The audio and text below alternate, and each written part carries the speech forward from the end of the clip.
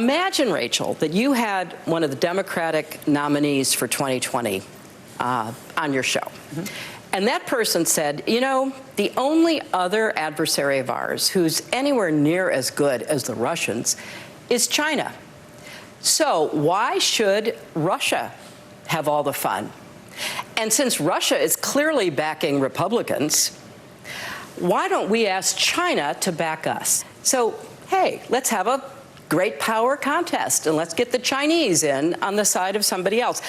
Just saying that shows how absurd the situation we find ourselves in. Once again, Hillary Clinton tried to warn us. And once again, it looks like foreign countries are seeking to interfere in our elections. A statement Friday from a top U.S. intelligence official revealed Russia is actively trying to help elect Donald Trump, just like they did in 2016. The official also found both China and Iran want to see Donald Trump's defeat, and they're looking for ways to make that happen. Joining me now is 2016 Democratic presidential nominee and former Secretary of State Hillary Clinton. I should note, I worked for Hillary Clinton in 2016 on her presidential campaign. Good morning, Secretary. Oh, good morning, Zerlina, and I'm very pleased to be here with you. I'm so proud of you, and I love what you're doing, bringing the news in real time and real, reality to your viewers.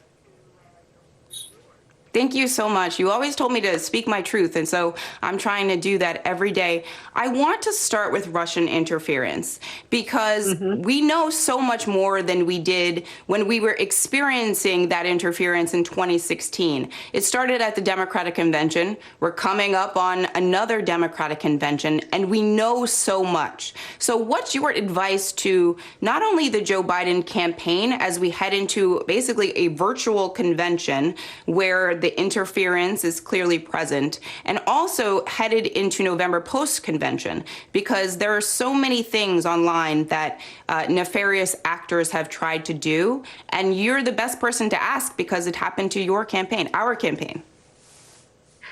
Well, you're right, it did, and we know that it had an impact because it was meant to influence voters and how they felt about the election, and in particular about my campaign.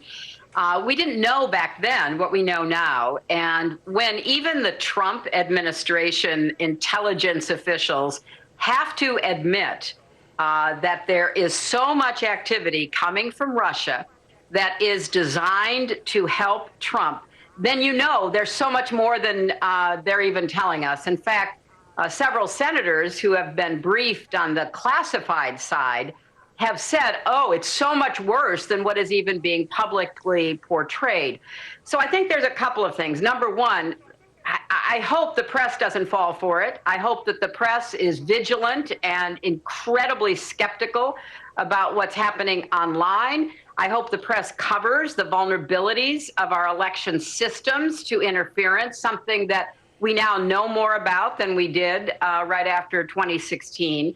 I hope that even Republicans will find their patriotism, their conscience, try to force some of the classified information into the public arena so that people have a better idea about what's going on. And of course, the Biden campaign and all of the allies it has have to be as vigorous as possible in refuting and rebutting all of the disinformation and flat out lies that we can expect the Russians to be part of ramping up. Absolutely. I want to turn now to COVID-19 because it seems to me that the existential dread that so many folks felt when Donald Trump was elected, it's all coming home to roost now because we are sitting in quarantine and we are thinking about when we can go back to normal, and we're realizing we may not be able to do that exactly how we were before, but also that it's going to take a long time for the vaccine to happen and for us to get back to the before times, as my co-host Jess McIntosh always likes to say. And I want to ask you what your reaction was to, the country club autocrat coming out with his manila folder announcing that he signed 3 memorandum. What kind of presidenting is that? Well, it's a stunt. There's no doubt about it. It's most likely, as even Republican senators have said, unconstitutional, bypassing the Congress, trying to spend money that he has no authority to direct. But it's also meant to be a big diversion from the hard work the Congress should be engaged in to provide the kind of relief that tens of millions of Americans need. We're still in the midst of this pandemic. Sadly, we didn't take the steps for long enough to try to bend the curve, except in a few places around the country. So we're still coping with it, and we can't act like it is back to normal. People are still unemployed in great numbers. Small businesses have been shuttered, are gasping for help. So the Congress needs to act. But I think there was something else very significant in what Trump did the other day. Basically, he signaled that he's going after Social Security and Medicare. I don't know if he understood that. You never know what he knows and doesn't know about how the government operates. But basically, he was talking about ending the financial contributions we all make into Social Security and Medicare through the payroll tax. So, yes, it was a stunt, most likely unconstitutional. He doesn't really have the authority to do what he tried. But he sent a signal to voters that, you know, if you were unfortunately unlucky enough to have him be president again, you can watch what he's going to do to Social Security and Medicare, and it's going to hurt not just elderly Americans, but every American. Certainly the generations that are coming up and will need it in a few years. I want to talk about Joe Biden and his choice to pick a vice president. He said he wants to pick a woman. He's considering a short list of, you know, women like Kamala Harris and Susan Rice and Gretchen Whitmer, so many others. You're the last person who had to pick a vice president. And I think, you know, people have their opinions. A lot of opinions about that, but I think that you're the best person to ask what went into your selection of Tim Kaine. And I'm not going to ask you, would you do it differently or anything like that? But in terms of what Joe Biden is considering, is there any advice you'd like to give him in terms of, you know, how you made the choice to pick the best person to be your running mate? It's a great question, Zerlina, because I went at it from three different perspectives. Number one, is this a person who could be president literally tomorrow?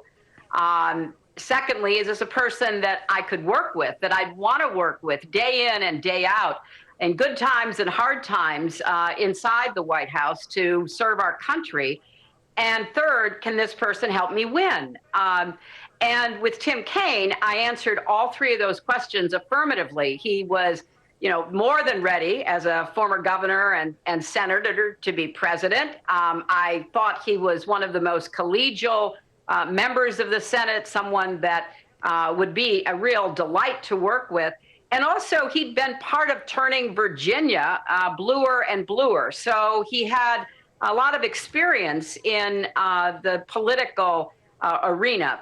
Now, I think for former Vice President Biden, he has to answer the same three questions. But of course, it's a different time. There are different considerations at work. I think he has very good choices. I'm excited about whoever it is that he picks based on, you know, the people that have been made public in terms of his interest in them, and they're being vetted and even meeting with him, because he has to have somebody that would be ready to be our president, somebody that he wants to work with, and somebody who can help him win. And I think there are a number of people on that list who could do all three. Do you think it should be one of the senators that he's considering? They're obviously at the top of the list. Well, I think that, you know, people are bringing different skills. And, you know, I don't want to go on and talk about each individually. That's really up to the vice president to do. But they all bring different skills. They bring different backgrounds. They bring different political and other experience to the forefront. So when I look at the, you know, the faces on the list that you have there, I think he's got some very good choices. And I also think he needs to take whatever time he needs to make the choice. You know, most people don't announce their vice presidential choice until very close to their convention. And I think that he has, you know, he's been very deliberate about this. So I think we should all just wait and look, this is such a critical election, and I think he's got great choices. I'm excited about them, but I think people have to understand that we're up against a wannabe authoritarian who has already hurt our country, our institutions, our rule of law, has already scapegoated so many different groups of people. We just have to defeat Donald Trump, and we all have to do everything possible to make that happen. In the last minute here, I am dying to ask you about your Maureen Dowd tweet. And the fact that it seems that, you know, despite editors existing, they forgot that you ran for president with a man on your ticket in 2016. Also Sarah Palin and John McCain. So I just love that you have no filter any longer. But you know, just what's your reaction to the fact that the mainstream media sometimes, you know, seems to erase you or your accomplishments? Well, look, I think it's part of the larger challenge, and this is something that I, you know, think about for whichever woman Joe puts on the ticket with him. There still is just so many filters that stand between women seeking public office, particularly at the highest level, and the press and the public. And we just have to keep ripping them away and making it absolutely clear that women are ready to serve. We have served. We are prepared to serve. And I think that, you know, any of us in the press or who have any kind of platform should be ready to really speak out and defend the woman that Vice President Biden picks, because I can tell you the Trump campaign has not been successful in the many absurd attacks that they've made on Joe Biden. They've tried just about everything they can think of. Not that they're going to stop, because that's the only way they think they can win. But they're going to go after whoever he puts on the ticket, whichever woman, no matter how accomplished. And so I think all of us should learn from the past that there are these biases and attitudes about women seeking power. Oh my gosh. There's never been an ambitious man, apparently. At least I don't hear that word applied to a man.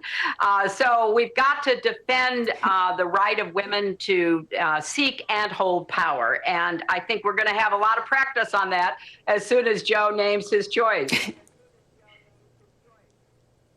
I think that's such a good point, and I am ready to get information. I don't know about you, to stand up for whoever Joe Biden picks as his vice president. Thank you so much, Secretary Hillary Clinton, for joining us this morning. Thank you, Zerlina. Thanks so much for having me. Thank you.